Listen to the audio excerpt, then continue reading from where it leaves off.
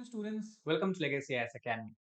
In this video, we are going to discuss about the depositional landform and depositional landform that develops in the Karst region. Karst region we have discussed in last video is the region which is largely comprising of limestone rock bed or sometimes the dolomite rock bed.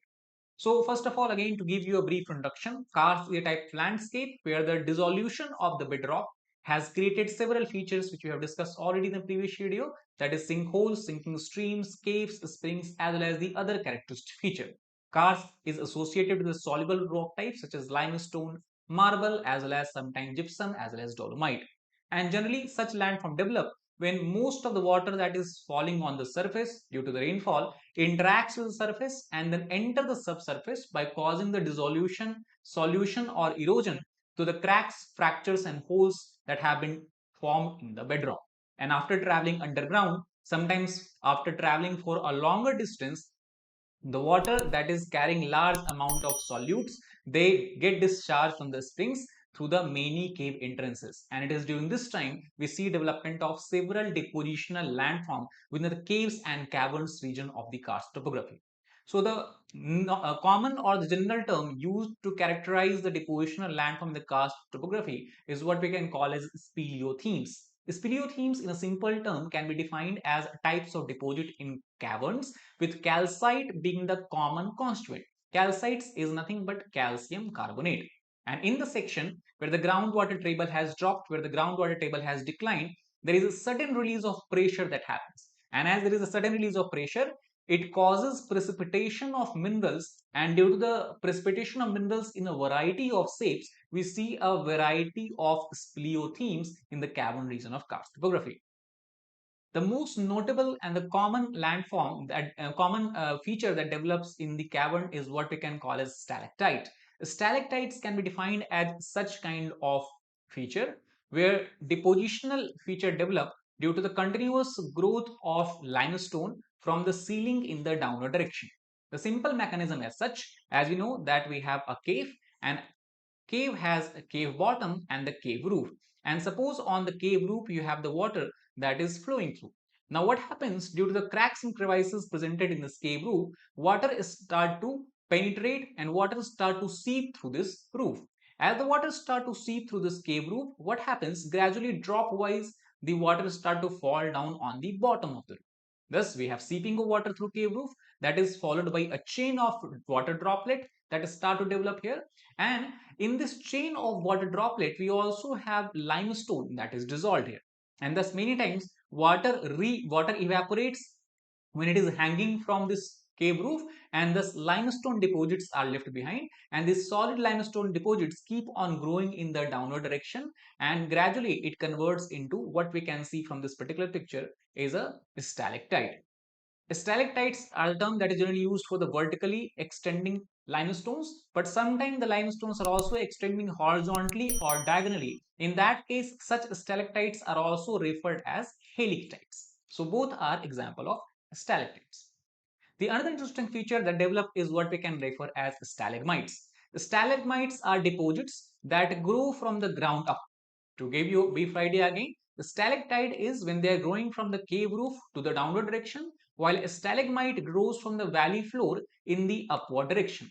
The simple reason of development of a stalagmite is due to the accumulation of materials that is depositing on the floor from the ceiling drippings. For example, if water droplets that is seeping through the roof of the cave, which is carrying limestone, and when this water droplet is able to reach at the surface and then it evaporates, it leaves the limestone at the bottom, and thus we have continuous accumulation of limestone in the upward direction, and thus this upward growing mound of mineral deposit is what we can call as stalagmite.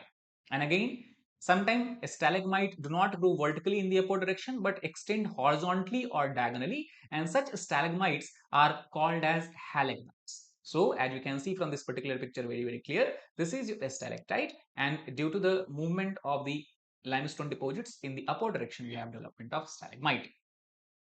Now obviously what we can expect will happen if stalactite is coming in the downward direction from the cave roof and stalagmite is developing from in the upward direction from the cave bottom, it is quite possible that many times they will come and meet and join each other.